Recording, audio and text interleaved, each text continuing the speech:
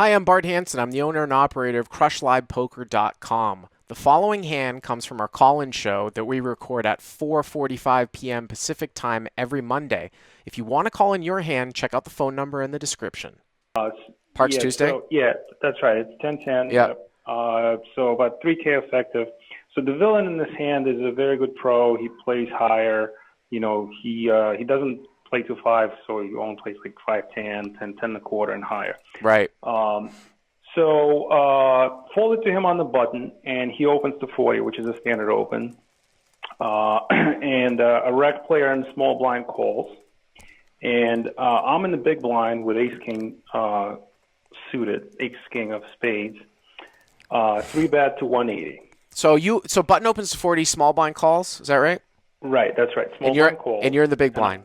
Big blind, ace-king of spades. 3-bet to 180. And how deep are you guys? 3K. 3K. All right, I'm just catching up here. I was trying to answer a question in the live chat. By the way, guys, just because I know that new people sort of join this, is somebody was asking in the live chat, this is a good podcast, but it would be better if we had a hand replayer. Obviously, we take the best calls and we put out videos with our homemade graphics every Monday, Wednesday, and Friday. So if you went to that, check that out. But all right, so 10-10, 3K effective, button to 40. Small blind calls, you're in the big blind with ace-king of spades. And what's your sizing here as a 3-bet? 180. All right, to 180. So 4x would be like 160. 60. Yeah, it's okay. So a little bit less than 4x. You are out of position. You're 3K effective. He's on the button. He can certainly be wide. I might go a little bit more than that, but obviously I can get on board with this. So you make it 180. Yeah, I kind of, my image is tight. I kind of wanted to, encourage a call, and especially, I'm not trying to isolate myself against him, hoping that maybe small blind comes along after he calls, Yeah. So I made it like a little, was it 4.5, I guess? Yeah. So he calls, the button calls, and the small blind folds, unfortunately. All right. So button calls, and you said he's like a solid player or what?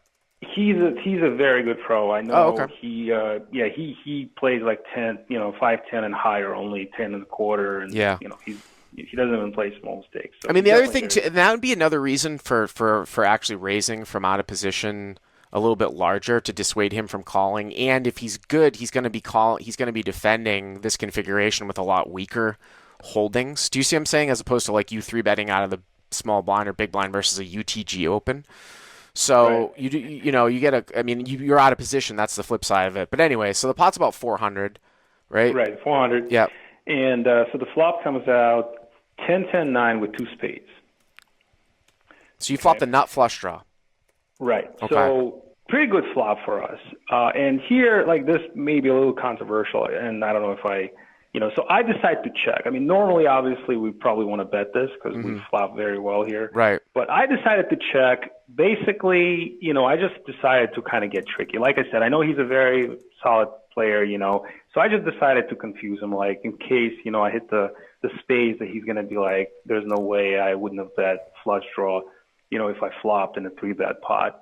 Type of deal. Now, I don't know. Maybe it's a mistake, but, I mean, if you're trying to mix it up a little bit, I can go with it. I probably wouldn't do it. I mean, listen, you have like sort of the nut. You have the nut no pair showdown hand. So you would rather check this than like ace-3 of spades. You know what I'm saying? Something like that. Right. Sure, absolutely. So, I mean, I would tend to bet here because it's really one of the better types of draws that you can have, and you'd like to build up equity. I mean, he does have some 10s if he's defending correctly.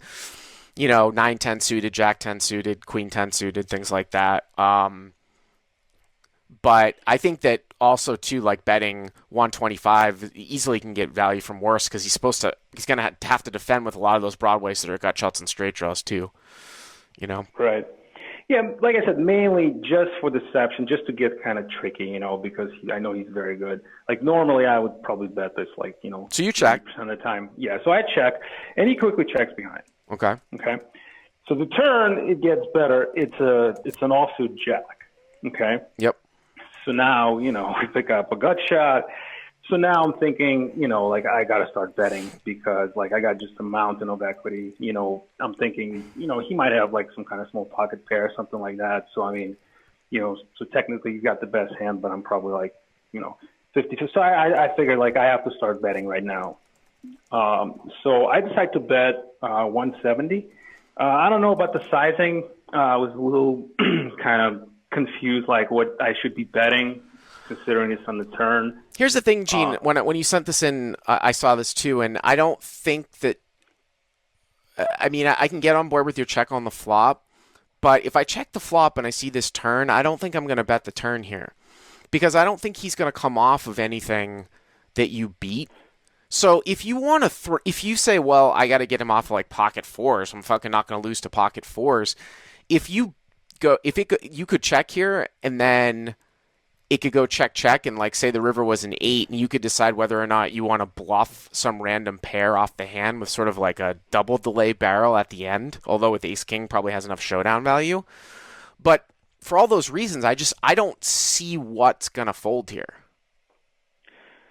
right. Well, like I said, I mean, I figured, even if he calls, like I'm basically, I got so much equity versus a pair because I mean, I got, nuts flush draw, ace king, like jack if it's a small pair, queen. So I'm even if he calls, it's like I don't hate it, right? Because I'm just building up the pot, and then maybe like if depending on what comes, I can decide. Well, I mean, yeah, but you still only have one card to go though. So if he's ahead of you, you Right. want to fold. You know what I mean? But I Even just if he raises, or well, all that would be a disaster too. But I don't know. I think as played, I would continue to play. If you were going to check the flop, I'd continue to check the turn. But okay, so you bet 170. Okay. What happens? All right, yeah. So so I bet 170, and he calls. Okay. Okay, Yep. he calls. Mm-hmm. So at this point, like I said, I'm thinking that so I was actually looking at it, and I was thinking like he might have a pocket pair, but I thought like it's possible that he hit a jack as well. Like he could have all kinds of jacks, right? Sure. Like you said, and Yeah, yeah. so I mean, I'm okay. I'm not like thrilled. I think I'm probably behind, obviously. Anyway, the river pot is like 740 right now. The river comes just a blank, like a total brick, 5 off suit. Yep. And so on the river right now, I thought about it, and I thought that if he hit a jack, which is kind of likely, I think there's zero chance of him folding, Right. basically. Right. So I decided to check, basically, kind of giving up, maybe I still have the best hand if he somehow, called me with something like some kind of ace high, I don't know. But basically, I'm kind of giving up, depends, see what, what he does. And he thinks about it, and he bets 570. Okay? Yep. And it's back to us.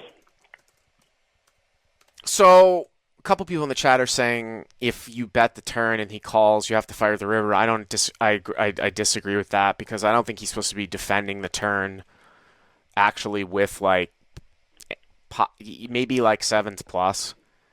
Mm-hmm. 5s and 6s and stuff they're not supposed to be defended on the turn to a bet. So if you say that, so does that mean it's a good bet? If he might have a pocket pair to get him off of that?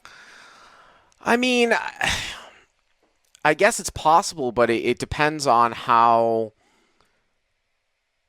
many. I mean, he's pretty wide. I don't know if he's defending with 4s plus there. I mean, you'd have to count the combinations up of because it's such an extreme configuration. Yeah, yeah. You mean yeah, pre, because you've got the guy in the small blind calling. So, I mean, yeah. 4s, 5s, and 6s, I mean, that's like 20 combinations. But again, you've got a fair amount of the suited broadways and things like that. So, right, no, absolutely. I sort of like, I mean, I'm not a huge fan of betting here as a bluff here, Gene, when you have the spades in your hand. I mean, I'm not the best off the top with like picking the optimal combos of what to do. But just, just me looking at it, I think that maybe I would just give this one up. But it sounds to me like you think that something's curious up when he bets 570 here. Actually, I thought about it, and then I kind of looked at my hand. I mean, I got the spades, and I'm like, what could he be bluffing with here? Like, and I thought, like he's very good. He might kind of put me on ace king, I guess, right? And if he hit a jack, I think he can definitely bet a jack for value. Well, I think if that's the case, if he's, I mean, it sort of seems kind of weird size. I mean, it's pretty large sizing, and it is pretty large. If he's betting a jack here,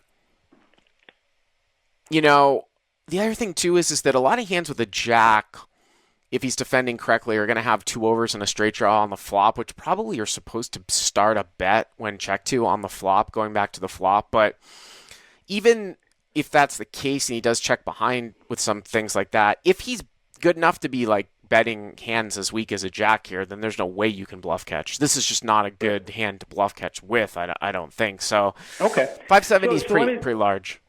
Right, so let me tell you what happened, and I want to ask you, right, because so I folded. Yeah. I thought about it a little bit. I'm like, I can't call this. Right. I folded, and he shows me, and this is going to shock me, this is what I want to ask you. He shows me 7-3 of clubs, okay?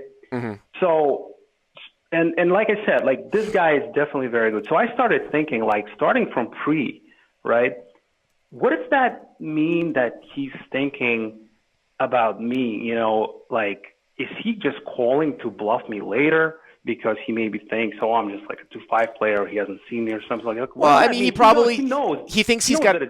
Well, he thinks he's got a huge post flop, obviously advantage. But if you're structuring your 3 bets correctly, which it sounds like you're trying to do, that's never going to be a profitable call. And then you sort of have to use that image. I mean, that's a terrible turn call, too. I mean, you sort of have to... like on the turn, like what shocked me really is on the turn. Like, okay, he called pre-flop, maybe like, he plays high, maybe he figured whatever, it's low stakes to him. But on the turn, like he's got 0 equity. He's got absolutely nothing. So he's definitely calling to bluff me? I mean, he has a gutter to an 8, right? He's got a gutter to an 8. It sounds to me like you might have actually played it correctly in the sense that you were sort of playing it trappy. Right? You were playing it trappy, and if a spade had come, he was going to try to do something. I know he knows what he's doing. I know he knows the right hands and all that. So there must be a reason for him doing this. I was just trying to think, like, why is there? I mean, why does his reason have to be sound though? Like his reason can just be bad, that he thinks that he can play 7-3 suited profitably in a spot like that in position to you when you're not going to make that many mistakes. So I mean, just because a guy plays high. Like, I would look at that and I would seriously question my view of that player. Like, when you look at Garrett, right? I just did a video on Garrett live at the bike. You're never going to see him raise call against a weak player with 7-3 of clubs on the button. That's way too far of a deviation. Right. Way too far. I mean, he doesn't typically play like I said, pre-flop maybe he's like, all right, I got a suited hand, let's see what happens. What really shocks me, not so much the pre-flop. I can almost get on board with that, even though it's obviously out of line. But on the turn, though. Yeah, the turn's terrible. The turn's terrible. Yeah, like I just don't understand it. And I'm trying. There must be something to it. I know he's a good player. He's a tag. He plays pretty tight. Like he's not. You don't see this like all the time. It's just like. And I was just like trying to understand, what does that mean? Like, is it he's just trying to exploit me? He thinks something? I don't know. Maybe he was on tilt that you didn't notice it. Maybe his wife called him and he was in an angry mood. He wasn't on tilt. He was winning. He was winning big too. So I don't know what to tell you, Gene. I mean, on paper it looks terrible. All right. You know what I mean? I wouldn't make that play against you. I know you've studied poker. You've been with the site for a long time. There's no way that's going to be a profitable play. He just got lucky, similar to like somebody like 2-outing you or something.